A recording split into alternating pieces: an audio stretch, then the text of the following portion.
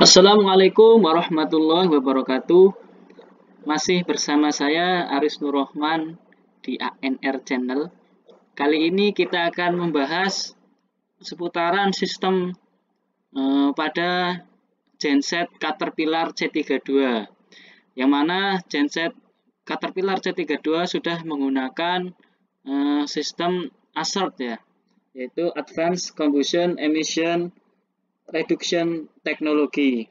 Nah, sistem tersebut itu digunakan untuk mengontrol emisi gas buang seefisien mungkin ya, dan mengontrol campuran udara dan bahan bakar yang diinjeksikan oleh injektor seefisien mungkin dan sepresisi mungkin.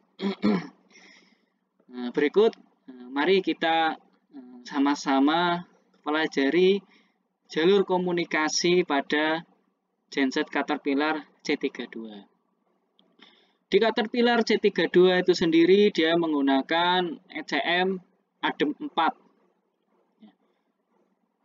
Yang mana di ADEM 4 itu sendiri ada dua buah konektor, yaitu J1 dan J2.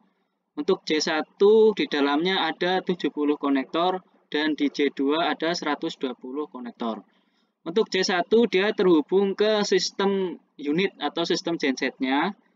Nah, di sini dia terhubung atau berkomunikasi dengan EMCP atau Electronic Module Control Panel. Nah, dia berada di panel unit ya atau panel gensetnya. Dan dia juga berkomunikasi dengan switch yang ada di unitnya, baik emergency dan switch opsional yang lain. Nah, untuk konektor J2 dia terhubung dengan injektor. Nah, sebagai outputnya ya, output dari sebuah sistem ini, dan inputnya itu adalah beberapa sensor-sensor yang ada di engine Caterpillar C32. Mari sama-sama kita bahas fungsi sensor-sensor tersebut. Yang pertama ada Primary Engine Speed Timing Sensor. Sensor ini berada pada sisi crankshaft ya. Dia membaca silinder yang mana yang sedang dalam keadaan top kompresi, sehingga dia akan memberikan sinyal komunikasi ke ECM, lalu ECM akan menyuplai tegangan ke solenoid yang mana untuk injektor yang mana yang akan menginjeksi bahan bakar. Terus ada secondary engine speed timing sensor ya.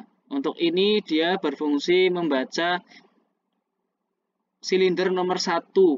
Nah, dia khusus silinder nomor 1 pada saat dia top kompresi.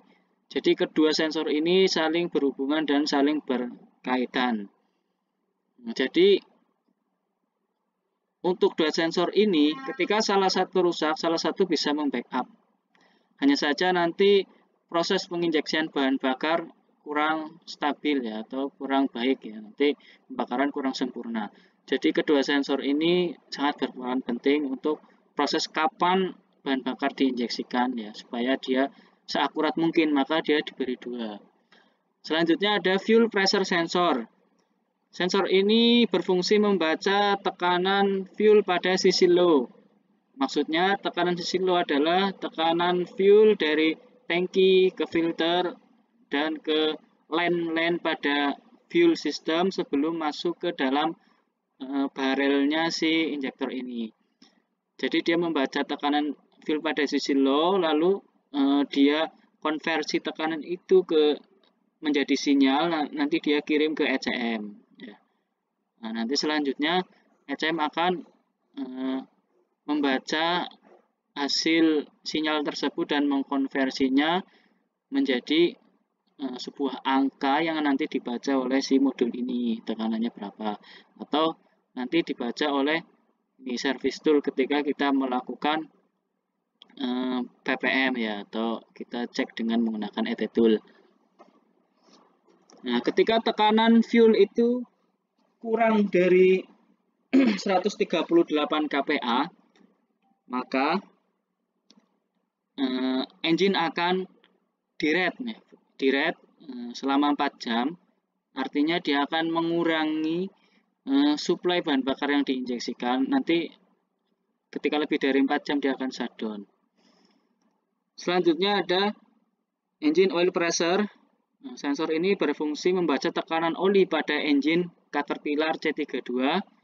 Nah, selanjutnya tekanan tersebut dikonversi menjadi sinyal juga di sini, lalu sinyalnya masuk ke ECM, oleh ECM nanti dia diolah lagi ya, diolah lagi. Selanjutnya ketika tekanan pada engine itu kurang dari 154 kPa, maka dia akan direct ya. Kalau direct itu artinya mengurangi tenaga ya.